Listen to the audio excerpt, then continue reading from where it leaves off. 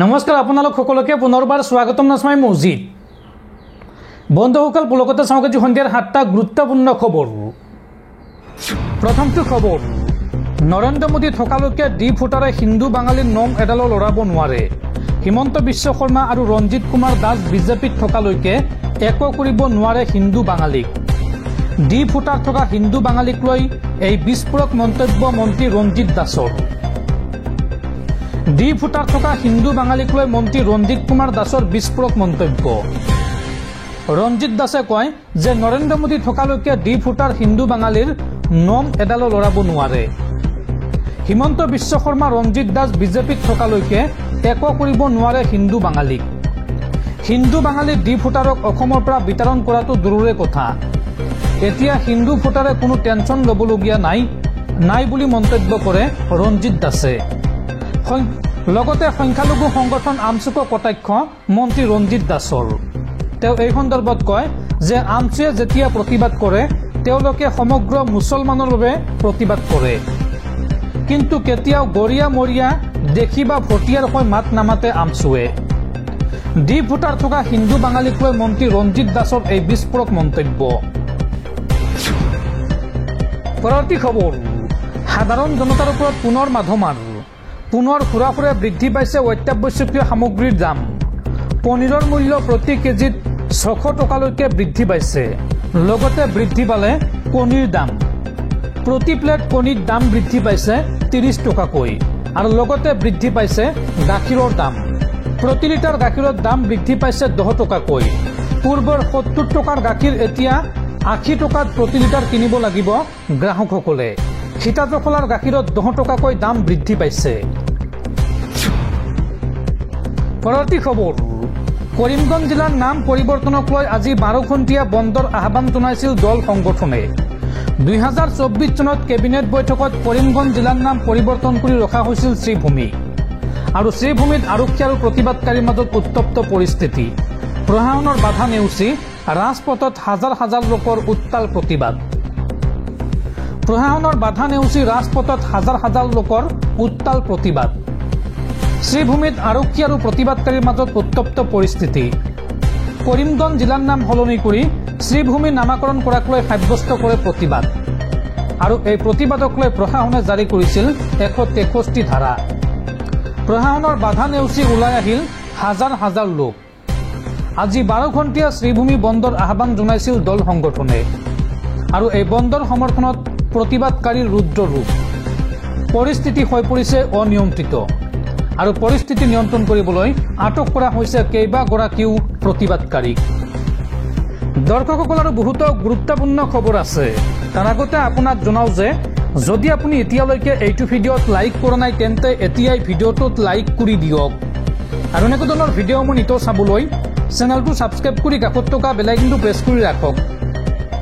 পৰৱৰ্তী খবৰ, 6 জনগোষ্ঠীৰ জনজাতিকৰণৰ বিৰোধিতা AIUDFৰ। অসমৰ 6 জনগোষ্ঠীয়ে STৰ মৰ্যাদা পালে লাভ নহয় মুছলমানৰ। জনজাতীয় ৰাজ্য হিচাপে ঘোষণা হ'লে ক্ষতিগ্ৰস্ত হ'ব অসমৰ মুছলমান। এই মন্তব্য AIUDFৰ বিধায়ক আশ্ৰাফুল হুছেইনৰ। পৰৱৰ্তী খবৰ, মৰিগাঁও জিলা কাৰাগাৰৰ পৰা কয়দী পলায়নৰ ঘটনাত কয়দী দুটাক পলায়নত সহায় কৰা মহিলাক গ্ৰেপ্তাৰ। অজন্তা ডেকা নামৰ মহিলাগৰাকীক গ্ৰেপ্তাৰ কৰিছে আৰক্ষীয়ে। কয়দী দুটাৰ স্বীকাৰোক্তিৰ ভিত্তিত আৰক্ষীয়ে গ্ৰেপ্তাৰ কৰিছে এইগৰাকী অজন্তা ডেকা নামৰ মহিলাগৰাকীক। পৰৱৰ্তী খবৰ, EVM নহয়, এইবাৰ বেলট পেপাৰত হ'ব নিৰ্বাচন। বেলট পেপাৰত এইবাৰ নিৰ্বাচন অনুষ্ঠিত কৰিব কৰ্ণাটকৰ কংগ্ৰেছ চৰকাৰে। আৰু EVM অবিহনে নিৰ্বাচনত জয়ী হ'ব পাৰে বুলি বিজেপিক এইবাৰ প্ৰমাণ দিবলৈ আহ্বান কংগ্ৰেছৰ। EVM নহয়, বেলট পেপাৰত এইবাৰ অনুষ্ঠিত হ'ব নিৰ্বাচন। বেলট পেপাৰত নিৰ্বাচন অনুষ্ঠিত কৰাৰ চিন্তা চৰ্চা কৰ্ণাটকৰ কংগ্ৰেছ চৰকাৰৰ। নিৰ্বাচন বেলট পেপাৰত অনুষ্ঠিত কৰিবলৈ নিৰ্বাচন আয়োগক হেঁচা কংগ্ৰেছৰ। বেলট পেপাৰত নিৰ্বাচন অনুষ্ঠিত কৰিবলৈ কৰ্ণাটকৰ কেবিনেটত প্ৰস্তাৱ গ্ৰহণ। কৰ্ণাটকৰ স্থানীয় নিৰ্বাচন EVMত নহয়, বেলট পেপাৰতহে হ'ব লাগে বুলি দাবী। ৰাজ্যখনৰ নিৰ্বাচন আয়োগক এই পৰামৰ্শ কৰ্ণাটক কংগ্ৰেছ চৰকাৰৰ। ইভিএমৰ প্ৰতি মানুহৰ বিশ্বাস হেৰাই গৈছে, গতিকে ভোটদান বেলটত কৰা উচিত। পঞ্চায়ত নিৰ্বাচনত ইভিএম ব্যৱহাৰ কৰিব নোৱাৰিব বুলি ৰাজ্যিক নিৰ্বাচন আয়োগক জনালে চৰকাৰে। আৰু বেলট পেপাৰত ভোটদান কৰিব লাগিব বুলি মন্তব্য কৰ্ণাটক চৰকাৰৰ। ইভিএম এতিয়া গ্ৰহণযোগ্য নহয় বুলি মন্তব্য ৰাজ্যখনৰ বিধানসভাৰ মন্ত্ৰী SK পাটিলৰ। আৰু ইভিএম অবিহনে নিৰ্বাচনত জয়ী হ'ব পাৰে বুলি এইবাৰ প্ৰমাণ কৰিব লাগে বিজেপিয়ে। বিজেপিক এই চেলেঞ্জ দিছে কংগ্ৰেছে যে যদি দম আছে তেন্তে ইভিএম অবিহনে নিৰ্বাচনত জয়ী হৈ দেখুৱাওক। বিজেপিক এই প্ৰত্যাহ্বান কৰ্ণাটকৰ মন্ত্ৰী SK পাটিলৰ। উল্লেখযোগ্য যে কৰ্ণাটকত শেষবাৰৰ বাবে 1982 চনত বেলট পেপাৰত হৈছিল ভোটদান। পৰৱৰ্তী খবৰ, আমেৰিকাৰ ৰাষ্ট্ৰপতি ডনাল্ড ট্ৰাম্পৰ হঠাৎ ইউ-টাৰ্ণ।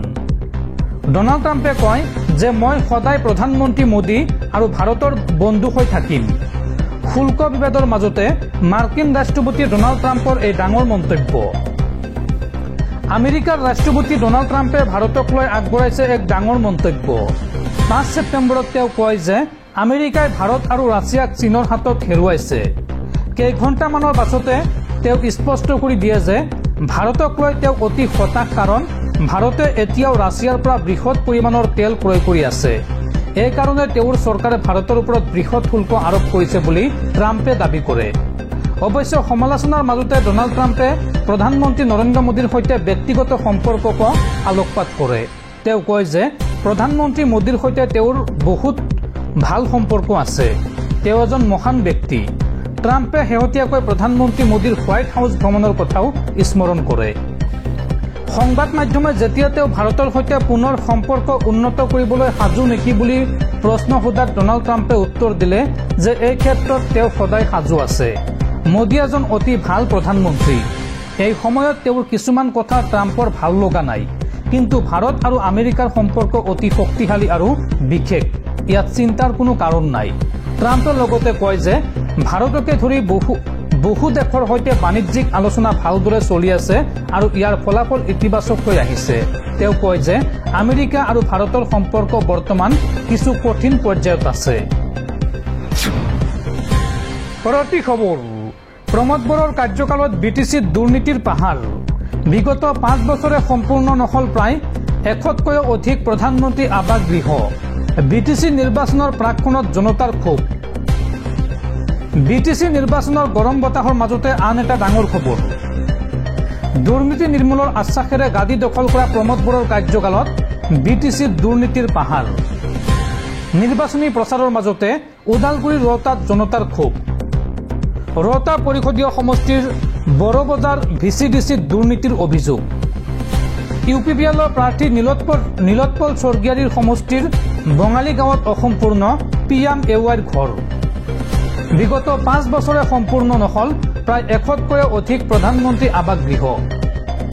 MCLে নীলোৎপল স্বৰ্গীয়াৰীৰ ঘনিষ্ঠ অধ্যক্ষ সদস্যই কৌশলেৰে ধন মোকলাই নিয়াৰ অভিযোগ।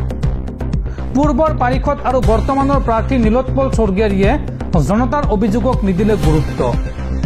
UPPL দলে নীলোৎপল স্বৰ্গীয়াৰীক প্ৰাৰ্থিত্ব প্ৰদান কৰাত ক্ষোভিত হৈ পৰিছে ৰাইজ। আৰু নিৰ্বাচনত UPPLৰ প্ৰাৰ্থী নীলোৎপল স্বৰ্গীয়াৰীক এসেকা দিয়াৰ হুংকাৰ ভুক্তভোগীৰ।